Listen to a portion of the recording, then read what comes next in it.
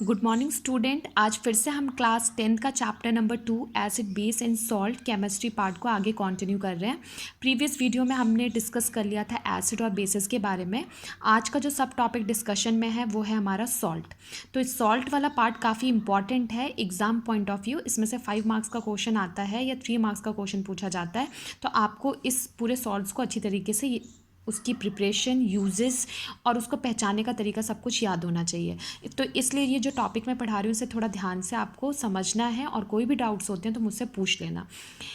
First हमारे mind में आता है सॉल्ट किसे कहते हैं। Salt is a combination of anion of an acids and cation of base.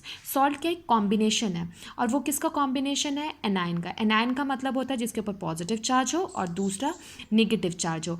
जब दो चीज़ एक साथ, एक के ऊपर पॉजिटिव और दूसरे के ऊपर नेगेटिव, दोनों इकट्ठे एक साथ आ जाते हैं, उसी को किसका नाम दिया जाता है? सॉल्ट का। और सॉल्ट का फॉर्मेशन होता है कौन से प्रोसेस के द्वारा? न्यूट्रलाइजेशन रिएक्शन के द्वारा, जिसमें आप ये बोलते हैं कि कोई भी एसिड जो है वो किसके साथ रिएक्ट करता है? बेस के साथ। तो वो किसका फॉर्मेशन करता है? Salt plus water. तो जो सॉल्ट और वाटर बना, जो सॉल्ट बना उसके अंदर एसिड भी है और बेस भी है, दोनों का कॉम्बिनेशन आ गया एक तरीके से। तो उसने दोनों के इफेक्ट को क्या कर दिया? न्यूट्रल कर दिया। उसी प्रोसेस को हम किसका नाम देते हैं? उसी को हम किसका नाम देते हैं? जो फॉर्मेशन हुआ जिसका, उसको बोलते हैं हम सॉल्ट। जैसे एग्जांपल के लिए हाइड्रोक्लोरिक एसिड लिया मैंने और बेस में सोडियम हाइड्रोक्साइड लिया। जब उसकी रिएक्शन करवाई तो उसने क्या बनाया? NaCl plus water. अगर मैं NaCl को क्या करती हूँ? डिसोसिएट करती हूँ, इलेक्ट्रिसिटी में पास करती हूँ, तो दोनों अलग हो जाएंगे। Na अलग हो जाएगा और Cl क्या हो जाएगा? अलग हो जाएगा। तो Na के ऊपर प्लस चार्ज होगा, Cl के ऊपर क्या हो जाएगा? माइनस चार्ज हो जाएगा। अगर दोनों एक साथ कंबाइन हो गए तो उसने किसका फॉर्मेशन कर दिया? अब सॉल्ट का। सॉल्ट जो होता है वो कौन सा फॉर्मेशन करता है? आयोनिक कंपाउंड का। अब आपके माइंड में आता है आयोनिक कंपाउंड किसे कहते हैं। 9th क्लास में आपने आयंस और पॉलीएटॉमिक आयंस के बारे में डिस्कस किया होगा केमिस्ट्री में। तो सेम इसी तरीके से आयोनिक कंपाउंड्स होते हैं। वो कंपाउंड जो क्या करते हैं? चार्ज कंटेन करते हैं। क्या कंटेन करते हैं? चार्ज कंटेन करते हैं, जिसके ऊपर पॉजिटिव या नेगेटिव चार्ज होता है। या तो वो इलेक्ट्रॉन्स को गेन करे या तो इलेक्ट्रॉन्स को क्या करे? लूज करे। उसी को हम किसका नाम देते हैं? एक तरीके से आयोनिक कंपाउंड का। ये आयोनिक कंपाउंड के बारे में भी हम डिस्कस करेंगे चैप्टर नंबर 4 में। वहाँ पर आपको और अच्छे से आयोनिक कंपाउंड के बारे में पता चल जाएगा। नेक्स्ट, कॉमन सॉल्ट्स हमेशा नेचर में आकर करता है दो फॉर्म के अंदर, जहाँ से आप कॉमन सॉल्ट्स क्या नाम है गेन कर सकते हो। फर्स्ट सी वाटर से मिलता है और दूसरा हमें रॉक सॉल्ट्स मिलता है, और रॉक सॉल्ट्स हमें मिलता है अंडरग्राउंड से। ठीक है। अब सी वाटर से कैसे मिलता है? सी वाटर आपको पता है कि सी वाटर जो होता है वो खारा पानी होता है, मतलब नमकीन पानी होता है एक तरीके से। तो जो नमकीन पानी होता है उसमें क्या करना है आप लोगों को? जो हमारा नमकीन पानी होगा उसमें क्या होता है? सी के पास रेक्टेंगल शेप के ऐसे मेड़ बना दिए जाते हैं और पानी को वहाँ पर क्या कर दिया जाता है? इकट्ठा कर दिया जाता है। और सूरज की रोशनी पड़ने के बाद पानी इवापोरेट हो जाता है। तो आपने पढ़ा होगा कि इवापोरेशन का मतलब जितना ज़्यादा सरफेस एरिया आप दोगे, रेट ऑफ इवापोरेशन उतना जल्दी होगा और पूरी तरीके से जो वाटर होगा वो इवापोरेट हो जाता है। और लास्ट में क्या बच जाता है आपके पास? सॉल्ट बच जाता है। और जो सॉल्ट बचता है वो कौन से प्रोसेस के द्वारा ऑब्टेन होता है? इवापोरेशन। तो जो सॉल्ट है वो प्योर फॉर्म में नहीं होता है, वो कौन से फॉर्म में होता है? एक तरीके से इम्प्योर फॉर्म के अंदर। ठीक है। तो वो कौन से फॉर्म में होगा? इम्प्योर फॉर्म के अंदर। और उसे प्यूरिफाई करने के लिए आप उसे कहाँ लेके जाते हैं? कॉमन सॉल्ट्स को एक तरीके से इंडस्ट्रीज़ के अंदर, और वहाँ पर वो प्रॉपर तरीके से प्यूरिफाई होता है। सेकंड मेथड है कॉमन सॉल्ट्स को हम कहाँ से ऑब्टेन करते हैं? अंडरग्राउंड डिपॉजिट से। तो जैसे मिश्री आपने देखो कि छोटी छोटी मिश्री के क्रिस्टल्स होते हैं, वैसे ही क्या होता है? बड़े बड़े क्रिस्टल्स होते हैं। किसके मिलते हैं हमें? नमक के मिलते हैं। ठीक है। और वो कहाँ से मिलता है हमें? अंडरग्राउंड। जिस तरीके से कोल आप देखते हो कि कोयला जो होता है वो ज़मीन के नीचे से निकाला जाता है, सेम इसी तरीके से रॉक सॉल्ट्स भी आपको वहाँ से ऑब्टेन होते हैं। और रॉक सॉल्ट्स के अंदर बहुत सारी इम्प्योरिटीज़ होती है और उसका कलर एक तरीके से ब्राउनिश कलर के अंदर होता है। ठीक है। तो ब्राउनिश कलर क्यों है? तो आपको पता चल गया कि लार्ज अमाउंट्स में उसमें इम्प्योरिटीज़ प्रेजेंट होती है। इसके बाद आते हैं कि अगर हमें लैब में प्रिपेयर करना है कॉमन सॉल्ट्स को तो क्या करना पड़ेगा? अगर आप लैब में, क्योंकि इतने अमाउंट में हम ज़्यादा लैब में प्रिपेयर नहीं करते, नॉर्मली नेचुरल मेथड से ही हमें नमक मिल जाता है। तो अगर लैब में प्रिपेयर करते हैं तो जैसे हम सोडियम हाइड्रोक्साइड सोल्यूशन लेते हैं और उसको किसके साथ रिएक्ट करते हैं? HCl के साथ। तो वो आपको क्या बना के देता है? NaCl plus water. तो आपको ये रिएक्शन पता होनी चाहिए। अगर आपसे कोई भी पूछता है कि NaCl का फॉर्मेशन कैसा है, उसकी प्रिपरेशन की इक्वेशन लिखिए, तो आपको ये इक्वेशन याद होनी चाहिए। सोडियम हाइड्रोक्साइड को किसके साथ लोगे? हाइड्रोक्लोरिक एसिड के साथ। तो वो आपको क्या देगा? NaCl plus water. अब हम डिस्कस करते हैं uses of common salts. Common salts के क्या क्या यूजेस होते हैं? ये हमें प्रिजर्वेटिव पर्पस के लिए यूज़ होता है। पिकल्स को प्रिजर्व करने के लिए हम किसका यूज़ करते हैं? नमक का। सेकेंड ये क्या, नमक का। जैसे एग्जांपल के लिए आपकी मम्मी अचार बना रही है तो आपने देखा होगा कि वो आम लेके आते हैं खरीद के, उससे धोती हैं, फिर काटती हैं, काटने के बाद उसमें नमक लगा देती हैं और धूप में छोड़ देते हैं। तो आप देखते हो कि जो आम है उसके अंदर से पानी निकलना शुरू हो जाता है। तो वो पानी जब निकल जाता है तो वो अच्छी तरीके से सूख जाता है, तभी जाके वो क्या नाम है, लार्ज टाइम तक आप उसे क्या कर सकते हो? स्टोर करके रख सकते हो। Second is manufacturing of soap. Manufacturing मतलब सोप के फॉर्मेशन के लिए हेल्प करता है कॉमन सॉल्ट। तो ये हम चैप्टर नंबर 4 में अच्छी तरीके से डिस्कस करेंगे। नेक्स्ट आपको पता ही है कि क्या नाम है, फूड बनाने के लिए किसका यूज़ किया जाता है? सॉल्ट का यूज़ किया जाता है।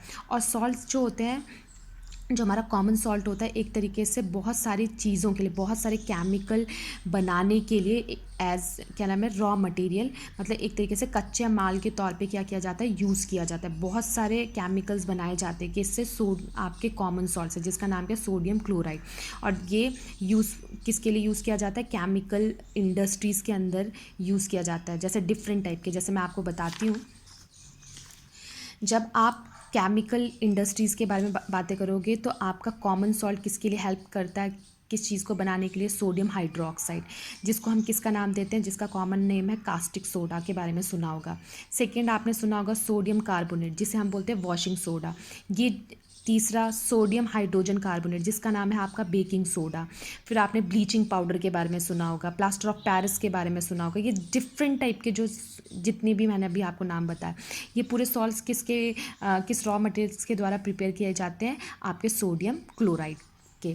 तो आज हम सॉल्ट का पहला पार्ट सॉल्ट का पढ़ने जा रहे हैं, जो है, जो डिस्कस करेंगे हम आज। किसके बारे में डिस्कस करेंगे? सोडियम हाइड्रो ऑक्साइड, जिसको हम किसका नाम देते हैं? Caustic soda. सबसे इंपॉर्टेंट चीज़ है, सबसे पहले आपको पता होना चाहिए सोडियम हाइड्रोक्साइड। सोडियम हाइड्रोक्साइड का केमिकल फार्मूला क्या होता है? NaOH। ठीक है। दूसरा, सोडियम हाइड्रोक्साइड को किस नाम से जाना जाता है? Caustic soda. तो कभी कभी आपसे बोला जाता है उस सॉल्ट का नाम बताओ जिसको कास्टिक सोडा बोला जाता है, उसका केमिकल फार्मूला बताओ। तो आपको पता होना चाहिए कास्टिक सोडा को ही किसका नाम दिया जाता है? Sodium hydro oxide. तो जिस तरीके से मैं क्वेश्चन पूछ रही हूँ, इसी टाइप के एग्जाम में क्वेश्चन पूछे जाते हैं। तो अभी आपको समझ में आ गया। फिर से मैं रिपीट करती हूँ, क्वेश्चन ये पूछा जाएगा कि सोडियम हाइड्रो ऑक्साइड का कॉमन नेम क्या है? तो आपको पता होना चाहिए सोडियम हाइड्रो ऑक्साइड का कॉमन नेम क्या है? Caustic soda. कभी कभी वो आपको सोडियम हाइड्रो ऑक्साइड ना लिख के क्वेश्चन में कास्टिक सोडा लिख देंगे।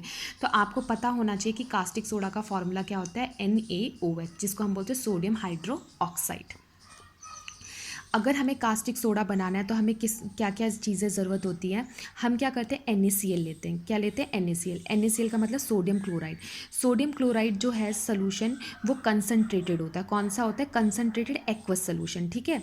तो concentrated aqueous solution sodium chloride को किसका नाम दिया जाता है? Brine solution. क्या कहा जाता है? ब्राइन। तो कभी कभी क्वेश्चन में पूछ लिया जाता है ब्राइन सोल्यूशन किसे कहते हैं? तो आपको बताना है concentrated aqueous solution sodium chloride को क्या बोला जाता है? ब्राइन बोला जाता है। जब आप सोडियम क्लोराइड को किसके साथ रिएक्ट करोगे? वाटर के साथ रिएक्ट करोगे, तो वो वहाँ पर क्या होगा? इलेक्ट्रिसिटी पास करोगे। अभी मैं आपको बताऊंगी किस तरीके से। और वहाँ पर जो मेथड यूज़ करोगे उसका नाम क्या है? इलेक्ट्रोलाइसिस। इस मेथड को जैसे ही यूज़ करोगे तो NaCl वाटर के साथ रिएक्ट करने के बाद आपको क्या बना के देगा? कास्टिक सोडा, जिसका नाम है NaOH plus Cl2 plus H2। मतलब ये दो चीज़ रिएक्ट होने के बाद वो 3 प्रोडक्ट बना के देती है आपको। एक है सोडियम हाइड्रोक्साइड, दूसरा क्लोरीन और तीसरा हाइड्रोजन गैस। ये 3 जो सोल्यूशन बने, इसी को बोला जाता है क्लोरो अल्काइल प्रोसेस। 3 प्रोडक्ट बने। अब यहाँ पर क्लोरो अल्काइल प्रोसेस नाम आया, तो क्लोरो रिप्रेजेंट फॉर क्लोरीन और alkali represent for sodium hydroxide. इसी के वजह से इस प्रोसेस का नाम क्या पड़ा? Chloro alkyl process. अब आपको पता चल गया जो प्रोडक्ट बना है, क्लोरो किसके लिए रिप्रेजेंट कर रहा है? क्लोरीन। और अल्कलाइल किसके लिए रिप्रेजेंट कर रहा है? Sodium hydro oxide. फिर से रिपीट कर देती हूँ मैं आपको। जब भी आपसे पूछा जाएगा सोडियम हाइड्रो ऑक्साइड का कॉमन नेम क्या है, तो आपको याद होना चाहिए कास्टिक सोडा। उसका केमिकल नेम क्या है? Sodium hydro oxide. अगर वो बोलते प्रिपरेशन बताओ, तो प्रिपरेशन में आप बताओगे कि NaCl को आपने वाटर के साथ रिएक्ट किया और इलेक्ट्रोलाइसिस पास किया, तो उसने आपको सोडियम हाइड्रो ऑक्साइड दिया और साथ में क्लोरीन दिया और क्या दिया? हाइड्रोजन गैस दिया। और concentrated aqueous solution sodium chloride को किसका नाम दिया जाता है? ब्राइन का। किसका नाम दिया जाता है? ब्राइन का। ठीक है। ये ब्राइन वर्ड बहुत इंपॉर्टेंट, कभी कभी पूछा जाता है कि सॉल्ट में ब्राइन का फॉर्मेशन मतलब प्रिपरेशन के लिए हेल्प करते हैं, तो आपको पता होना चाहिए वो किसके लिए यूज़ करते हो आप, कास्टिक सोडा के लिए। और इसके लिए कौन सा प्रोसेस फॉलो करते हैं हम, इलेक्ट्रोलाइसिस। और इलेक्ट्रोलाइसिस प्रोसेस इलेक्ट्रिसिटी के द्वारा पास किया जाता है। मैं भी आपको समझाऊंगी कि किस तरीके से होता है। और यहाँ पर क्या हो गया आपका क्लोरो का क्लोरीन और अल्कलाइन का मतलब NaOH। तो कभी कभी पूछ लिया जाता है कि रिएक्शन लिखो क्लोरो अल्काइल प्रोसेस का, तो आपको रिएक्शन ये वाली लिखनी है जो मैंने आपको बताया है। अब बता देती हूँ इलेक्ट्रोलाइसिस प्रोसेस में क्या होता है। ये एक इलेक्ट्रोलाइसिस प्रोसेस है, एक बीकर है, ठीक है। इस बीकर के अंदर दो कंडक्टर यूज़ किया है हमने, जो कि मेटलिक प्लेट से बना है, मेटल प्लेट से। एक के ऊपर पॉजिटिव चार्ज है और एक के ऊपर कौन सा चार्ज है आपका, नेगेटिव। पॉजिटिव चार्ज को एनॉइड बोलते हैं और नेगेटिव चार्ज को कैथोइड बोलते हैं। क्लियर हो गया यहाँ तक। अभी हमने देखा कि कास्टिक सोडा बनाने के लिए हमें किसकी ज़रूरत है, NaCl प्लस वाटर। तो जब आप इस सोल्यूशन के अंदर ये आपने क्या लिया, NaCl प्लस वाटर, दोनों को डिजोल्व किया, तो Na क्या है, अलग हो गया एक तरीके से। इलेक्ट्रिसिटी पास की तो डिसोसिएट है। Na के ऊपर कौन सा है, प्लस चार्ज। Cl के ऊपर कौन सा चार्ज है, माइनस चार्ज। और वाटर किस में डिवाइड हो गया, H पॉजिटिव और OH नेगेटिव। तो आपको पता है कि पॉजिटिव वाला हमेशा कौन से प्लेट पे डिपॉजिट होगा, जाके नेगेटिव वाले पे, और नेगेटिव वाला जो है वो किस पे होगा, पॉजिटिव पे। अब आपको ये भी याद रखना है कि जो सोडियम है, ठीक है, सोडियम जो है वो क्या है, ज़्यादा रिएक्टिव है किसके कंपैरिजन में, हाइड्रोजन के कंपैरिजन में। तो दोनों के ऊपर पॉजिटिव चार्ज है, पर ये जाके वहाँ डिपॉजिट नहीं होगा, डिपॉजिट जाके कौन सा होगा, हाइड्रोजन, क्योंकि वो सोडियम के कंपैरिजन में क्या है, लेस रिएक्टिव। तो कैथोइड पे किसका होगा, हाइड्रोजन का। ठीक इसी तरीके से जब हम क्लोरीन और हाइड्रो ऑक्साइड की बात करते हैं, तो वहाँ पर हाइड्रो ऑक्साइड डिपॉजिट नहीं होगा, वहाँ पर कौन डिपॉजिट होगा, क्लोरीन। क्योंकि क्लोरीन की जो साइज़ है वो बड़ा है as compared to OH negative ions. क्योंकि क्लोरीन के जो आउटर मोस्ट शेल्स है, मान लो आउटर मोस्ट शेल्स है, तो उसकी इतनी कैपेसिटी नहीं है कि पूरे इलेक्ट्रॉन्स को प्रॉपर तरीके से क्या करे, होल्ड करके रखे। तो इसलिए वो क्या करेगा, इलेक्ट्रॉन को लूज़ कर देगा। तो ये किस पे डिपॉजिट हो जाएगा, पॉजिटिव वाले पे। ठीक, इसलिए आपने यहाँ देखा होगा H पॉजिटिव जो गेन कर रहा है, तो वो क्या होगा, जाके रिड्यूस हो जाएगा, और क्लोरीन क्या हो जाएगा, ऑक्सीडाइज हो जाएगा। और ये दोनों रिएक्शन आपको मिलेंगी। ये कौन से प्रोसेस की बात की हमने, इलेक्ट्रोलाइसिस। तो आपको ये पता चल गया होगा इलेक्ट्रोलाइसिस प्रोसेस में आप क्या है। अब तीनों के आपको यूजेस याद होने चाहिए। सोडियम हाइड्रोक्साइड का यूज़ आप सोप और डिटर्जेंट के पर्पस के लिए करते हो। फिर रायन जो आर्टिफिशियल है उसके लिए, पेपर को बनाने के लिए। और एक और होता है बॉक्साइड, मतलब एल्युमिनियम प्योर फॉर्म में नहीं होता, उसके अंदर कुछ ना कुछ इम्प्योरिटीज़ होती है, उसी को हम बॉक्साइड कहते हैं। और उस इम्प्योरिटीज़ को रिमूव करने के लिए किसका यूज़ किया जाता है, सोडियम हाइड्रोक्साइड का। ठीक है। क्लोरीन आप नॉर्मली पता है एज ए ब्लीचिंग पाउडर के लिए प्रिपेयर किया जाता है। फिर क्या करते हैं आपने देखा होगा स्विमिंग पूल्स जो होते हैं उसके अंदर जो पानी होता है उसमें जर्म्स को मारने के लिए हम किसका यूज़ करते हैं, क्लोरीन का यूज़ करते हैं। वाटर को प्यूरीफाई करने के लिए भी हम किसका करते हैं, क्लोरीन टैबलेट्स का यूज़ करते हैं। और हाइड्रोजन का यूज़ आप किसके लिए करते हैं, एज ए फ्यूल के लिए, जो कि रॉकेट पर्पज़ के लिए यूज़ किया जाता है, या फर्टिलाइज़र बनाने के लिए। और जैसे फर्टिलाइज़र कौन सा आपका, अमोनिया। तो आपको इनके यूजेस पता होना चाहिए। तो होप करती हूँ कि आप पहला सॉल्ट अच्छी तरीके से याद कर लोगे कि सोडियम हाइड्रोक्साइड को कास्टिक सोडा कहा जाता है, उसका प्रिपरेशन कैसा होता है, तो आपको वो रिएक्शन अच्छे से याद होनी चाहिए। रिएक्शन के बाद जो वर्ड मैंने बोला है ब्राइन, तो ब्राइन वर्ड आपको याद होना चाहिए कि ब्राइन किसे कहते हैं। आपको पता चल गया कि कंसनट्रेटेड एक्वस सोल्यूशन किसका, सोडियम क्लोराइड का, उसे हम ब्राइन कहते हैं। फिर पूछा जाएगा क्लोरो अल्काइल प्रोसेस क्या है, तो आप बताओ कि क्लोरो अल्काइल प्रोसेस वो प्रोसेस है जिसके अंदर 3 प्रोडक्ट का फॉर्मेशन होता है। और ठीक है, और वो 3 प्रोडक्ट्स कौन से आपके, NaOH, Cl2 और H2। जिसे क्लोरो अल्काइल बोला तो क्लोरो के लिए क्लोरीन रिप्रेजेंट करा, अल्काइल के लिए सोडियम हाइड्रोक्साइड रिप्रेजेंट करा। ठीक है, इसी को हम किसका नाम देते हैं, क्लोरो अल्काइल। और तीनों के यूज़ होने चाहिए। अब इसमें क्वेश्चन क्या पूछा जाता है वो फिर से मैं रिकॉल कर देती हूँ। आपसे बोलेंगे एक ऐसा सॉल्ट है जो कि क्लोरो अल्काइल प्रोसेस के द्वारा प्रिपेयर किया जाता है, ठीक है।